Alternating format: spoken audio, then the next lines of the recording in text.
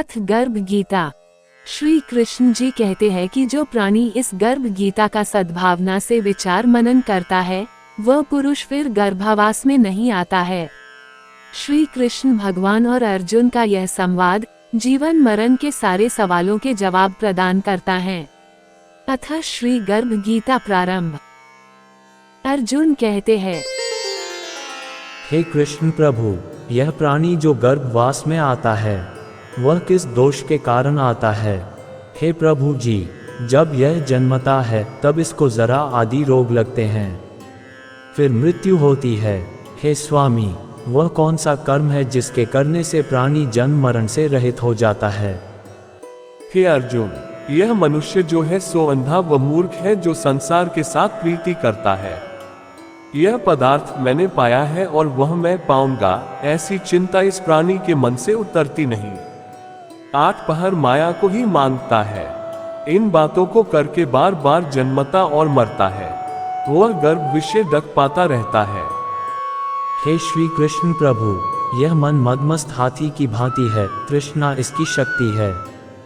यह मन तो 5 इंद्रियों के वश में है। काम, क्रोध, लोभ, मोह और अहंकार, इन पांचों में अहंकार बहुत बली है। सो कौन यत्न है जिससे मन वश में हो जाए? हे अर्जुन, यह मन निश्चय ही हाथी की भांति है, तृष्णा इसकी शक्ति है। मन 5 इंद्रियों के वश में है, अहंकार इनमें श्रेष्ठ है। हे अर्जुन, जैसे हाथी अंकुश कुंडों के वश में होता है, वैसे ही मन रूपी हाथी को वश में करने के लिए ज्ञान रूपी अंकुश है। अहंकार करने से यह जीव नरक में पड़ता है। हे प्रभु, जो एक तुम्हारे नाम के लिए वन खंडों में फिरते हैं, एक बैरागी हुए हैं, एक धर्म करते हैं, इनको कैसे जाने? जो वैष्णव हैं वे कौन हैं? हे अर्जुन, एक वे हैं जो मेरे ही नाम के लिए वनों में फिरते हैं, वे सन्यासी कहलाते हैं। एक वे हैं जो सिर पर जटा बांधते हैं और अंत पर भस्म लगाते हैं, उनमें मैं नहीं हूं, क्योंकि इनमें अहंकार है, इनको मेरा दर्शन दुर्लभ है। हे प्रभु, वह कौन सा पाप है जिससे स्त्री की मृत्यु हो जाती है? वह कौन सा पाप है कि जिससे पुत्र मर जाता है? और नपुंसक कौन से पाप से होता है? हे अर्जुन, जो किसी से कर्ज लेता है और देता नहीं, इस पाप से उसकी औरत मरती है। और जो किसी की अमानत रखी हुई वस्तु पचा लेता है, उसके पुत्र मर जाते हैं। जो किसी का कार्य किसी के गोचर आए पड़े और वह जबानी कहे कि मैं तेरा कार्य सबसे ही पहले कर दूंगा, पर समय आने पर उसका कार्य न करे, इस पाप से नपुंसक होता है। ये बड़े पाप हैं। हे प्रभु, किस पाप से मनुष्य सदैव रोगी रहता है? किस पाप से गधे का जन्म पाता है? स्त्री का जन्म तथा टट्टू का जन्म क्यों पाता है? और बिल्ली का जन्म किस पाप से होता है? हे अर्जुन, जो भी मनुष्य कन्यादान करते हैं और इस दान में मूल्य लेते हैं, वे दोषी हैं, वे मनुष्य सदा रोगी रहते हैं। जो विषय विकार के वास्ते मदिरा पान करते हैं, वे टट्टू का जन्म पाते हैं। और जो झूठी गवाही भरते हैं, वे औरत का जन्म पाते हैं। जो औरतें रसोई बना के पहले आप भोजन कर लेती हैं और पीछे परमेश्वर को अर्घ्यदान करती हैं, तो वे बिल्ली का जन्म पाती हैं। और जो मनुष्य अपनी झूठी वस्तु दान करते हैं, वे औरत का जन्म पाते हैं, वह गुलाम औरतें होती हैं। हे प्रभु, कई मनुष्यों को आपने सुवर्ण दिया है, सो उन्होंने कौन सा पुण्य किया है? और कई मनुष्यों को आपने हाथी, घोड़ा, रथ दिए हैं, उन्होंने कौन सा पुण्य किया है? हे अर्जुन, जिन्होंने स्वर्ण दान किया है उनको घोड़े वाहन मिलते हैं। जो परमेश्वर के निमित्त कन्यादान करते हैं, सो पुरुष का जन्म पाते हैं। हे प्रभु, जिन पुरुषों के अंदर विचित्र देह है, उन्होंने कौन सा पुण्य कार्य किया है? किसी किसी के घर संपत्ति है, कोई विद्यावान है, उन्होंने कौन सा पुण्य कार्य किया है? हे अर्जुन, जिन्होंने अन्नदान किया है उनका सुंदर स्वरूप है। जिन्होंने विद्या दान किया है वे विद्यावान होते हैं। जिन्होंने संतों की सेवा की है वे पुत्रवान होते हैं। हे प्रभु, किसी को धन से प्रीति है, कोई स्त्रियों से प्रीति करते हैं, इसका क्या कारण है? समझाकर कहिए। हे अर्जुन, धन और स्त्री सब नाश रूप है, मेरी भक्ति का नाश नहीं है। हे प्रभु, यह राजपाट किस धर्म के करने से मिलता है? विद्या कौन सा धर्म करने से मिलती है? हे अर्जुन, जो प्राणी काशी में निष्काम भक्ति से तप करते हुए देह त्यागते हैं वे राजा होते हैं, और जो गुरु की सेवा करते हैं वे विद्यावान होते हैं। हे प्रभु, किसी को धन अचानक बिना किसी परिश्रम से मिलता है, सो उन्होंने कौन सा पुण्य कार्य किया है?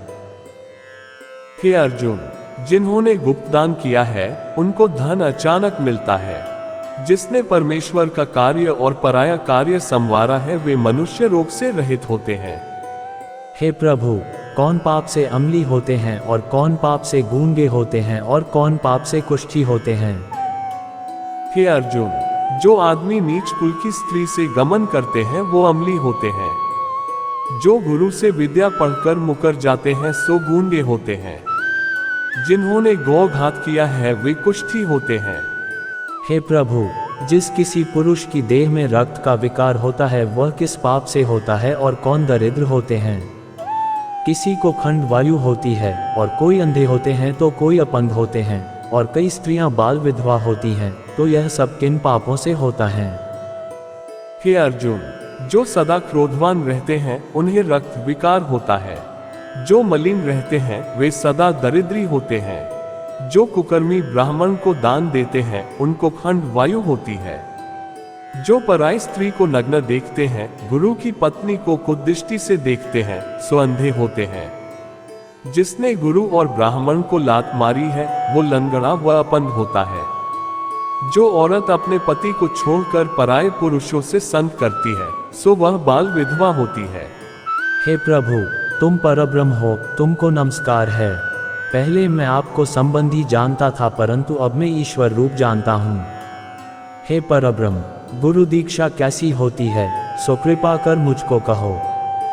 हे अर्जुन, तुम धन्य हो, तुम्हारे माता पिता भी धन्य हैं, जिनके तुम जैसा पुत्र है। हे अर्जुन, सारे संसार के गुरु जगन्नाथ है, विद्या का गुरु काशी, चारों वर्णों का गुरु सन्यासी है।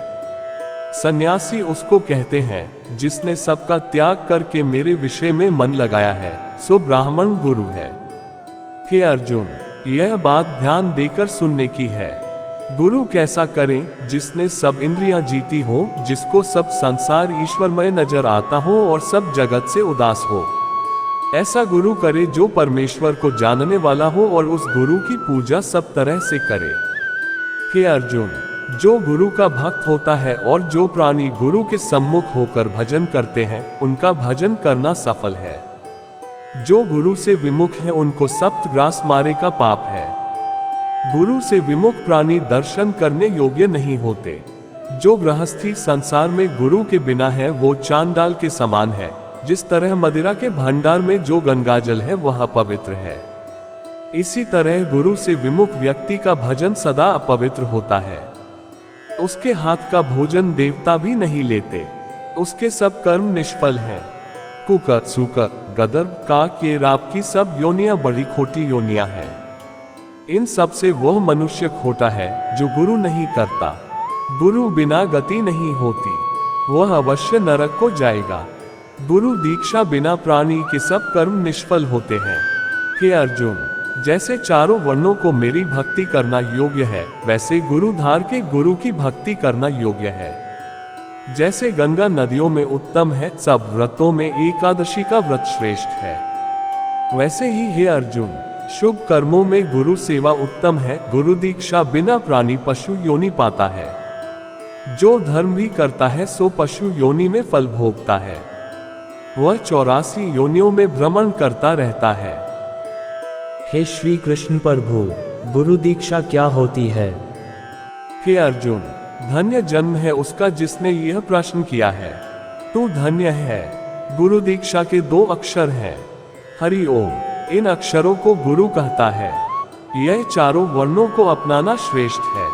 हे अर्जुन, जो गुरु की सेवा करता है उस पर मेरी प्रसन्नता है। वह 84 योनियों से छूट जाएगा, जन्म मरण से रहित हो नरक नहीं भोगता। जो प्राणी गुरु की सेवा नहीं करता वह 3.5 करोड़ वर्ष तक नरक भोगता है। जो गुरु की सेवा करता है उसको कई अश्वमेध यज्ञ के पुण्य का फल मिलता है। गुरु की सेवा मेरी सेवा है। हे अर्जुन, हमारे तुम्हारे संवाद को जो प्राणी पढ़ेंगे और सुनेंगे वो गर्भ के दक से बचेंगे, उनकी 84 योनियां कट जाएगी। श्री कृष्ण प्रभु के इस ज्ञानरूपी संवाद के कारण इस पाठ का नाम गर्भ गीता है और के मुख से अर्जुन ने इसे श्रवण किया है। गुरु दीक्षा लेना उत्तम कर्म है। उसका फल यह है कि नरक की 84 योनियों से जीव बचा रहता है। प्रभु बहुत प्रसन्न होते हैं। इस कथा में अंत तक बने रहने के लिए धन्यवाद।